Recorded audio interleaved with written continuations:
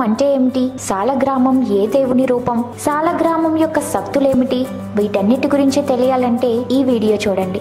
సాలగ్రామం విష్ణు ప్రతీకమైన విశిష్ట ప్రాముఖ్యం కలిగిన ఒక శిలా విశేషం. కలికాలంలో భక్తుల అర్చనాదుల సౌలభ్యం కోసం నారాయణుడు సాలగ్రామ రూపం ధరించాడని దేవీ భాగవతం చెబుతుంది. అందుచేతే గృహ దేవతార్చనలో కానీ దేవాలయాల్లో కానీ సాలగ్రామం అంటే మూర్తి లేకుండా పూజలు కొనసాగవు.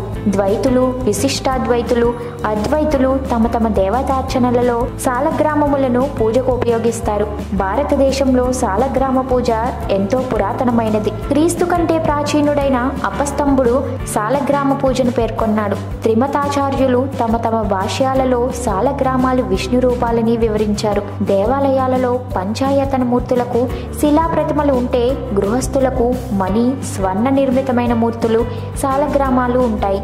సాధారణంగా ప్రతిమలకు నిత్య పూజా సమయంలో ఆవాహనాది షోడశోపచారాలు చేయాలి. సాలగ్రామాలలో దేవత నిత్యం సన్నిహితమై ఉండడం వల్ల వాటికి పూజా సమయంలో ఆవాహనాది ఉపచారాలు అవసరం లేదు.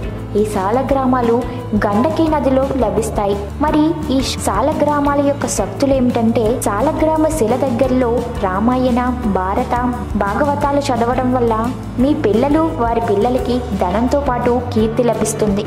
సాలగ్రామ శిలపై శిలాత్యకమైనటువంటి కుంకుమను కానీ చందనాన్ని కానీ నిత్యం పెట్టుకునేవారు ధన్యజీవులు. వీళ్ళు మోక్షానికి అర్హులు. సాలగ్రామ శిలా పూజ తర్వాత అదే ప్రదేశంలో భాగవతం చదివిన భక్తి, ముక్తి శక్తులతో అనుకున్నది సాధించగలుగుతారు. సాలగ్రామ శిలా పూజ ఫలితం బద్రీనాథ్ దర్శించినంత పుణ్యఫలాన్ని ఇస్తుంది.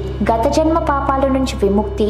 ఈ కలియుగమున భగవంతుడు ఆ శ్రీ మహావిష్ణువు మనకిచ్చిన వరం సాలగ్రామం. గృహ సంబంధిత దేవతార్చనలో సాలగ్రామ పూజ చేయటం వల్ల అనేక గృహ వాస్తు దోషాలు తొలగిపోతాయి.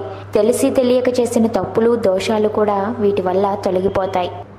ఈ వీడియో కనుక మీకు నచ్చినట్లయితే లైక్ చేయండి, షేర్ చేయండి. మరిన్ని లేటెస్ట్ అప్డేట్స్ కోసం మా ఛానల్ని సబ్స్క్రైబ్ చేయండి.